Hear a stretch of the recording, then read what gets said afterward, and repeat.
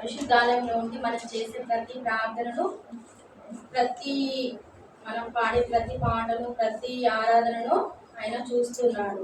యెహోవా సింహాసనము ఆకాశమందు ఉన్నది. ఆయన ఆకాశమందుండి మనందరినీ చూస్తున్నాడు. యెహోవా సింహాసనము ఆకాశమందున్నది. ఆయన నరులను కనురాల చూస్తున్నాడు. ఆయన కను దృష్టి చేత ఆయన వారిని పరిశీలించున్నాడు. ఆయన నరులను మాత్రమే చూస్తున్నాడా? అందరిని చూస్తున్నాడా? అందరిని చూస్తున్నాడు. కానీ ఇక్కడ దావీదు ఏం రాసిండు? నరుల గురించి మాత్రం రాస్తున్నాడు. ఆయన ఏం చెప్తున్నాడు?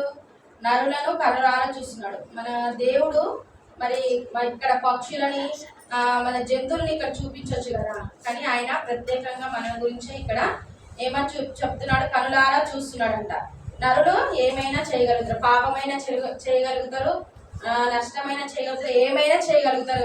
కాబట్టి ఆయన నరులారా మనల్ని చూస్తున్నాడు. కాబట్టి ఆయన దృష్టి మన మీద ఉంది. కాబట్టి ఆయనకి నమ్మకంగా ఆయన ఉండి మనము ఆయనను ఆరాధించే బిడ్డలుగా ఆయన చేసి ప్రతి ప్రార్థన కూడా ఆయనకు తట్టుగా మనం తిరిగి ఆయనను స్తుతించే వారంగా మనం ఉండాలి. కనుక మనము ఆరాధనలోకి నడిపించుకుందాము.